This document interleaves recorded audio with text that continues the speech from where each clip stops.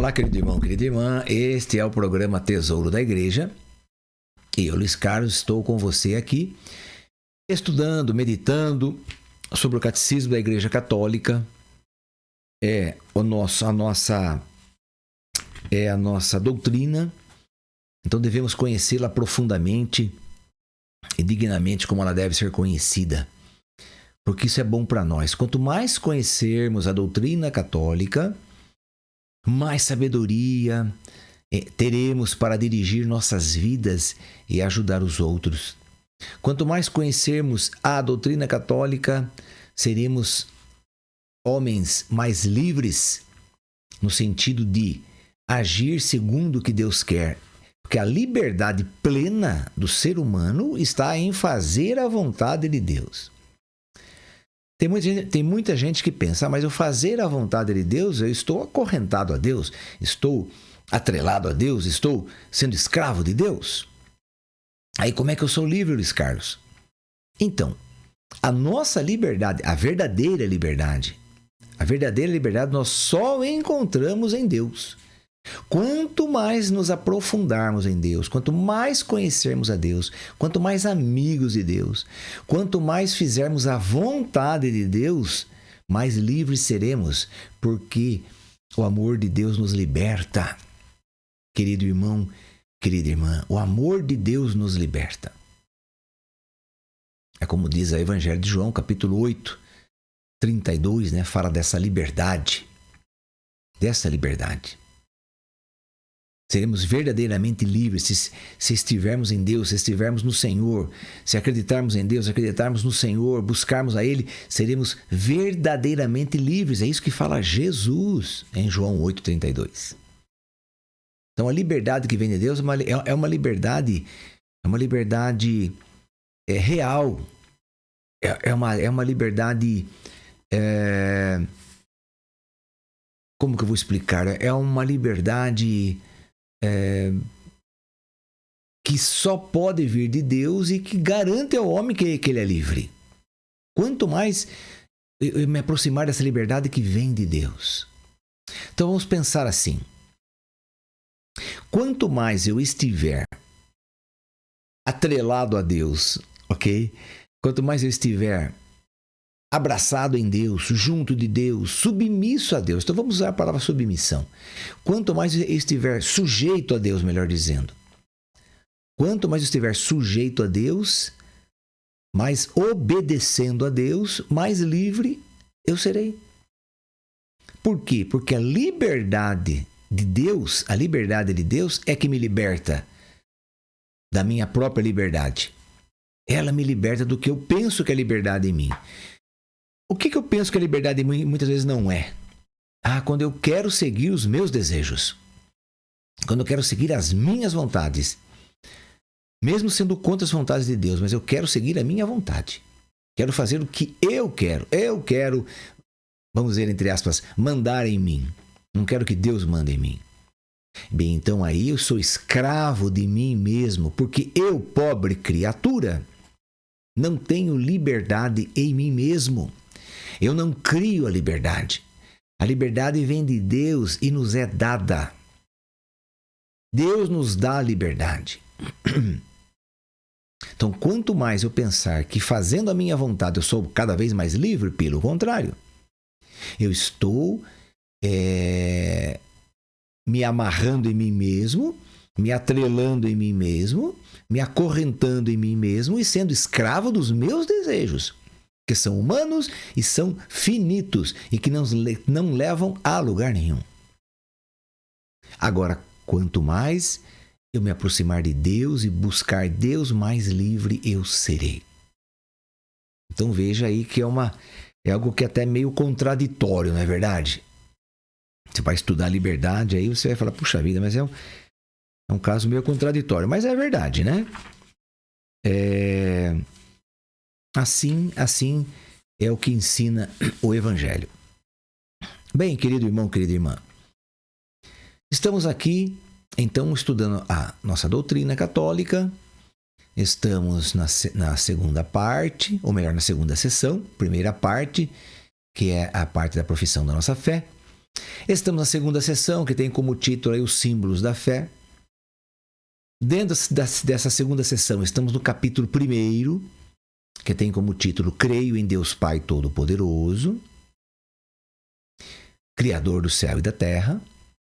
E estamos no parágrafo 4, que Deus é Criador.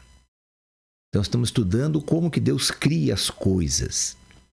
Bem, no número 302 hoje, esse número que fica aí do lado da sua página do Catecismo,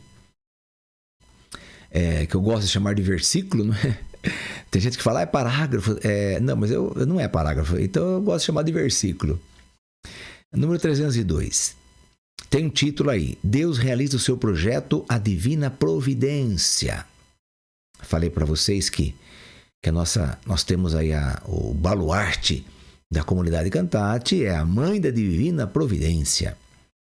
Então nós temos aí missa todo dia 19, porque dia 19 de novembro é o dia dela. É a grande festa que nós fazemos na comunidade Cantate. Sempre temos novena aí, né?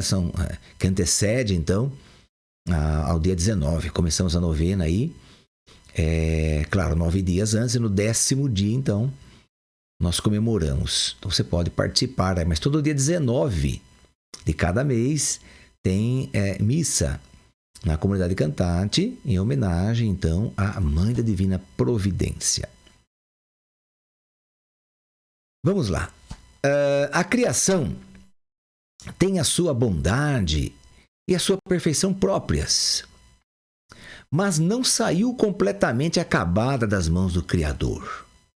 Não saiu terminada.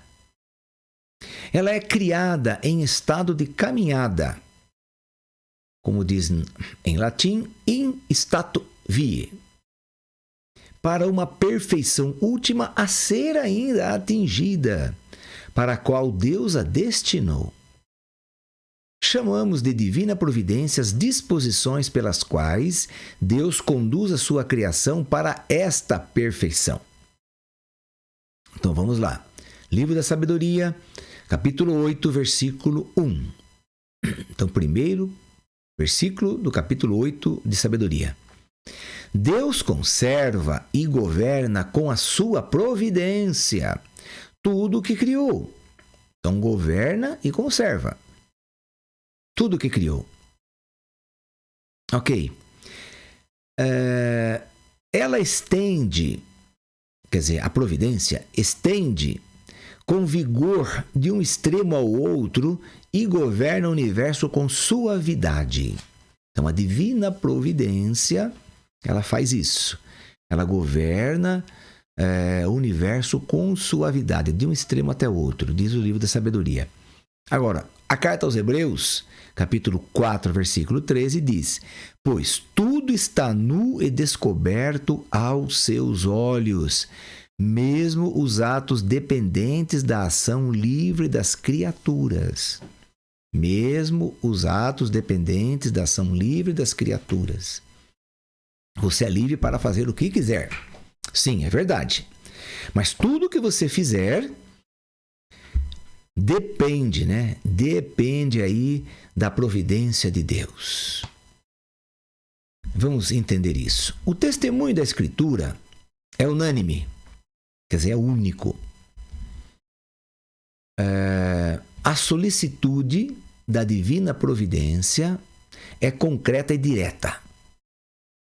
Toma cuidado de tudo, desde as mínimas coisas até os grandes acontecimentos do mundo e da história.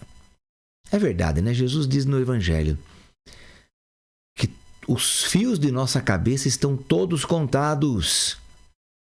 Olha, uma coisa tão simples, né? Uma coisa tão mínima. Quem é que se importa em contar fio de cabelo? Você sabe quantos fios de cabelo você tem, por exemplo? Eu não sei quantos fios de cabelo eu tenho. Você também não sabe, certamente. Eu creio que ninguém sabe disso. Agora, o que Jesus está querendo dizer? Que Deus sabe.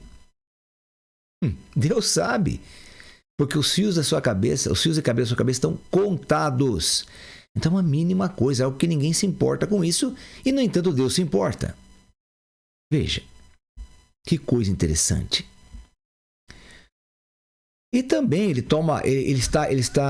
é providente com todas as coisas que acontecem na história mundial. Por exemplo, as grandes epidemias, as grandes doenças que atingem um país inteiro, um continente inteiro, como nós tivemos aí há pouco tempo atrás, a Covid. Nossa, o que foi aquilo, gente? Uma epidemia mundial. Então foi uma pandemia, na verdade, né? Já que é mundial, foi uma pandemia. E morreu muita gente. E muita gente foi atingida por essa doença e que resultou em sequelas. Eu, por exemplo, quando tive a Covid, afetou o meu pulmão. Fiquei muito ruim na respiração, mas muito ruim mesmo. Depois, né, graças a Deus, graças aí a exercícios de natação, então foi melhorando. Hoje em dia, graças a Deus, meus pulmões estão muito bens, muito bons. Mas são sequelas que ficaram aí dessa terrível doença. Ah, mas Deus não está vendo isso? Olha o que aconteceu, quanta gente morreu. Sim, Deus não tem culpa disso, não tem culpa da doença, mas Ele socorre, Ele providencia o que é necessário para o próprio povo. Correr atrás, fabricar vacinas, enfim. Ele vai dando condições ao ser humano para que o próprio ser humano busque uma solução para o seu problema. Então Deus é assim, a providência de Deus é assim. Deus não vem resolver o seu problema, como muita gente pensa. Mas Deus, Ele dá condições para que seu problema seja resolvido. Inclusive, Ele passa os seus problemas junto com você. Essa é a grande providência de Deus. Bem, com vigor, os livros sagrados afirmam a soberania absoluta de Deus no curso dos acontecimentos. Ah, mas então, uma guerra, Deus está na guerra? Bem, Deus está na guerra, mas não foi Ele que promoveu a guerra. Não foi Ele que criou. Foi a ganância dos homens que criaram a guerra. Ganância. De ter mais, de mandar mais, de ser mais do que os outros, de dominar os outros. Agora, Deus vem em socorro das pessoas que estão sendo aí dominadas, afligidas, atingidas. Deus vai trabalhando, vai enviando os seus anjos para ajudar essas pessoas. Deus vai também tentando tirar da cabeça desses governantes, opressores que proclamaram essa guerra, que querem, que tem a sua ganância. Deus também vem, claro, tentando colocar na cabeça dessas pessoas algo diferente do que ele está ali pensando, da ganância que ele tem. Então Deus vai mostrando outras coisas para ele, Deus vai trabalhando uma outra forma. Deus não tira a liberdade da pessoa. Deus não pode impedir. Não é que não pode. Ele pode, mas ele não o faz. Por quê? Porque senão ele seria contra ele mesmo. Se ele deu a liberdade a uma pessoa, quer dizer, deu a liberdade a todas as pessoas, e agora ele vai e poda essa liberdade, porque você está usando mal essa liberdade, então ele poda você, então ele está indo contra ele mesmo. Contra a própria liberdade que ele criou você. Ele criou você livremente, na liberdade dele. E deu liberdade para você de fazer o que você quiser. Agora, se ele vier podar você, impedir você, bem, ele está usando a sua liberdade contra ele mesmo. Isso não pode acontecer. De forma alguma. Deus não pode se voltar contra ele mesmo, contra o que ele fez. Então, por isso que a criação, por exemplo, nós somos criados. Muito bem, eu e você fomos criados. Nós estamos acabados totalmente nessa criação? Não. Nós iremos nos aperfeiçoando. Nós somos criados à imagem e semelhança de Deus. Sim, essa imagem e semelhança de Deus tem que ser conquistada todo dia, a todo instante. Eu tenho que ir me aperfeiçoando nessa imagem e semelhança de Deus no qual eu fui criado. Ok? Porque eu sou imperfeito, porque eu sou pecador. Então eu tenho que buscar essa perfeição em Deus. Por isso que vamos dizer que nós somos um produto. Vamos pensar agora como um empresário, um industrial, né? Alguém que cria coisas. Então nós somos um produto. Mas somos um produto que não estamos acabados. Nós temos que passar pelo acabamento para ficar um produto bonito. Um produto bem visto, que as pessoas desejem comprar. Ok? Muito bem. Então, como que eu vou ficar bonito? Como que eu vou ficar lindo? Como que eu vou ficar maravilhoso? Ah, sim. Quanto mais eu buscar a minha perfeição em Deus. Quer dizer, quanto mais eu me afastar do pecado e buscar a santidade. O que é a santidade? As virtudes divinas.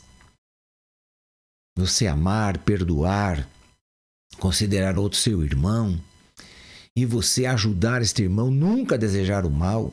Se ele fizer alguma coisa contra você, você já perdoá-lo, já rezar por ele, abençoá-lo. Então, quer dizer, isso é santidade.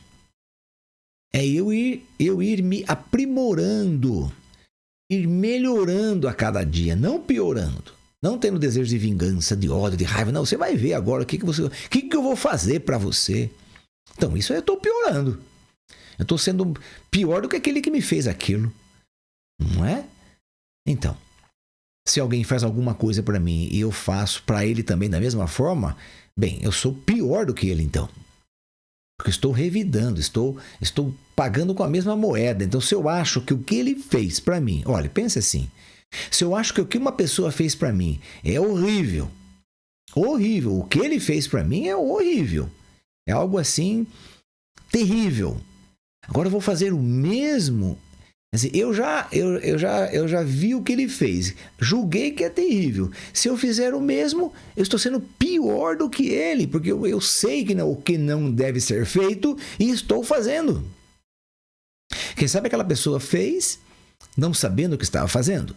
Agora eu sei o que estou fazendo, porque estou revidando. Eu sei quanto que é mal aquilo. Então eu quero atingi-lo da mesma forma que ele me atingiu. Então, o meu estado agora é muito pior do que o dele. Não sei se você me entende, mas é simples de entender. Ok? Bem, vamos lá. Continuando aqui.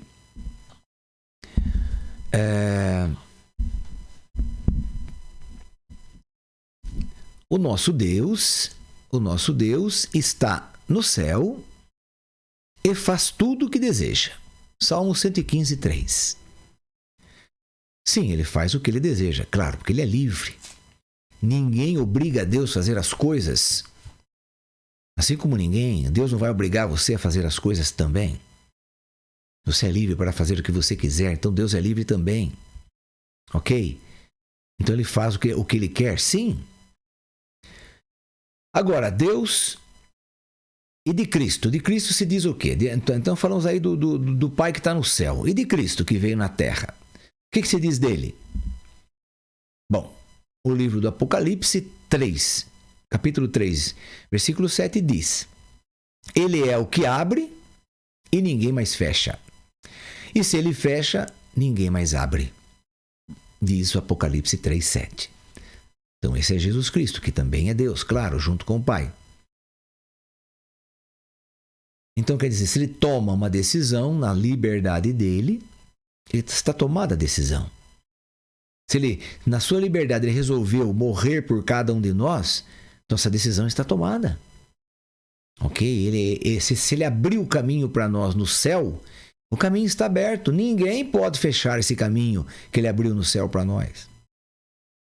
Ok? Ninguém pode. Ele abriu. Se ele fecha a porta do inferno para que você não entre, ela está fechada. Ele é Deus. Bem,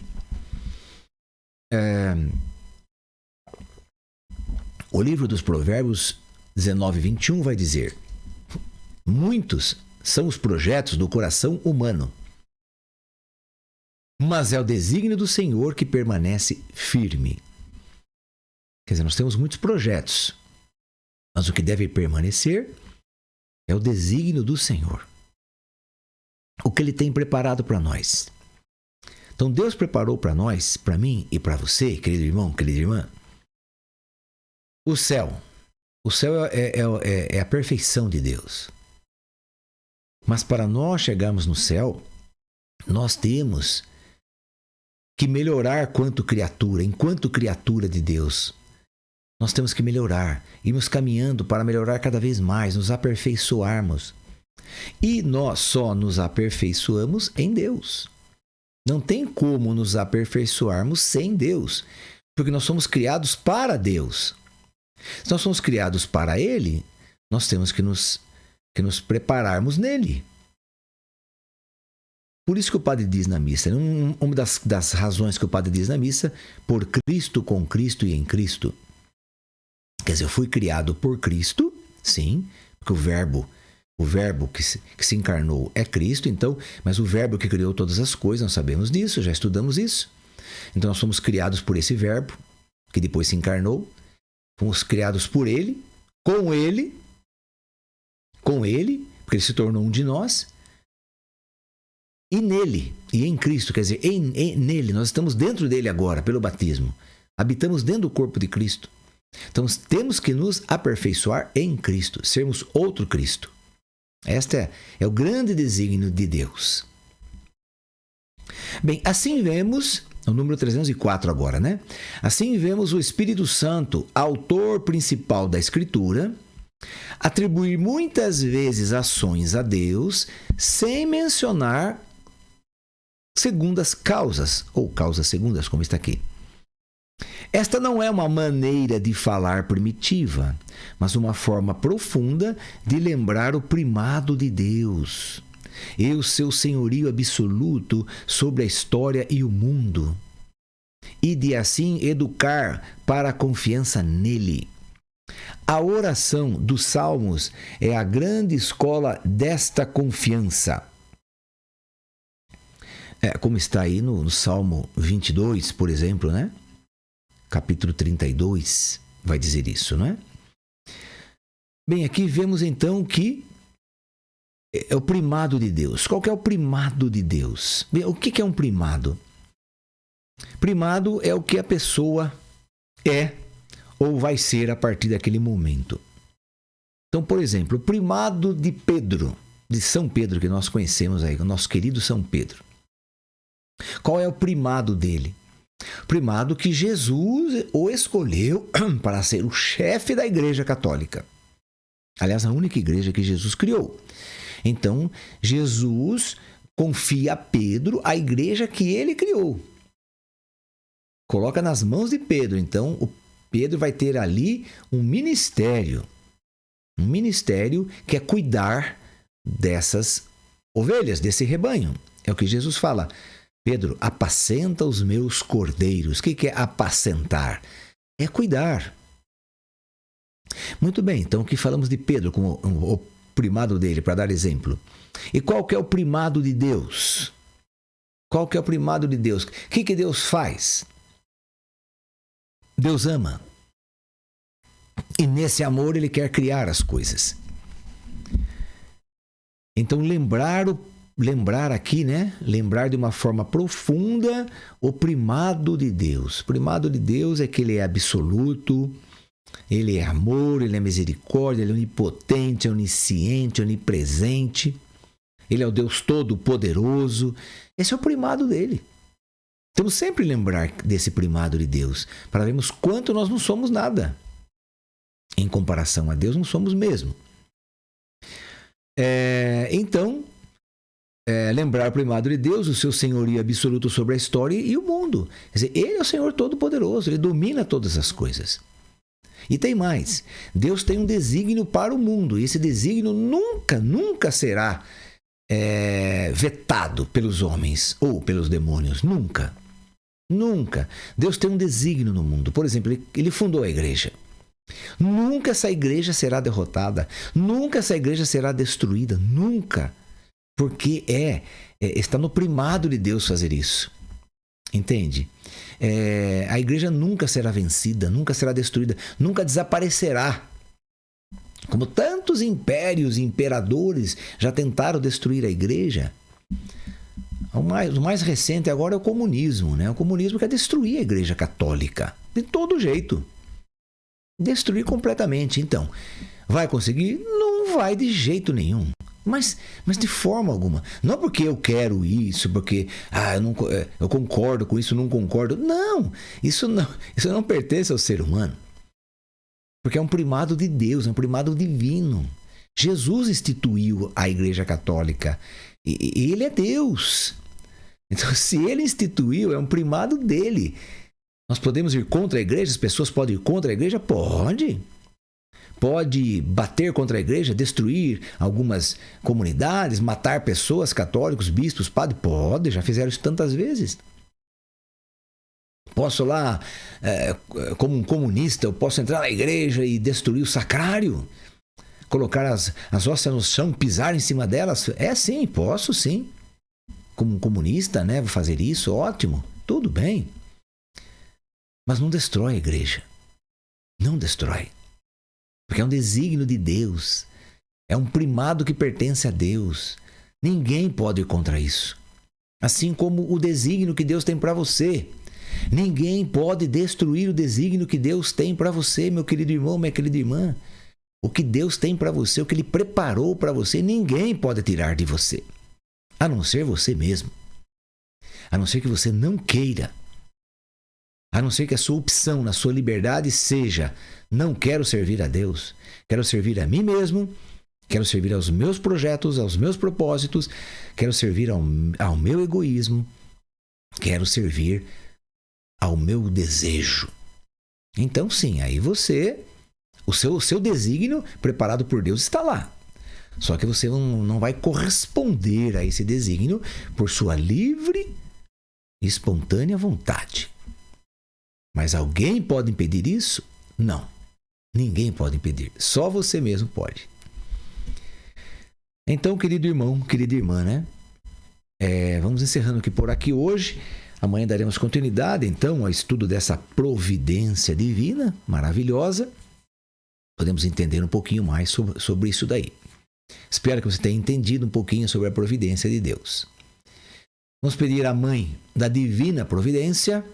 Não é a mãe da divina providência, porque a providência do Pai para nós foi enviar seu Filho para nos salvar. Então ele é a providência. O mundo estava perdido. O mundo estava destruído por causa do pecado original, né, que foi instigado por Satanás, né, a serpente. Foi instigado por ele. Só que na liberdade de Adão e Eva, eles optaram, aderiram a esta oferta de Satanás. E aí estragaram todas as coisas. Então tudo estava estragado, tudo estava perdido. Então a providência divina, né? Porque o desígnio de Deus é amar o ser humano e desejar o melhor para ele. Então nesse desígnio de Deus, que nada pode destruir, muito menos Satanás, ele envia o próprio Filho. Então o Filho é a providência de Deus. E envia através de uma mulher que é a mãe desse Filho. Então, se esse Filho é a providência de Deus, a mãe de Deus é a mãe da divina providência. Vamos rezar, então, pedindo a ela essa graça de entendermos tudo isso. Ave Maria, cheia de graça, o Senhor é convosco. Bendita sois vós entre as mulheres, e bendito é o fruto do vosso ventre, Jesus. Santa Maria, Mãe de Deus, rogai por nós, pecadores, agora e na hora de nossa morte. Amém. Que o Senhor nos abençoe, em nome do Pai, do Filho e do Espírito Santo. Amém. Até o nosso próximo programa, se Deus quiser.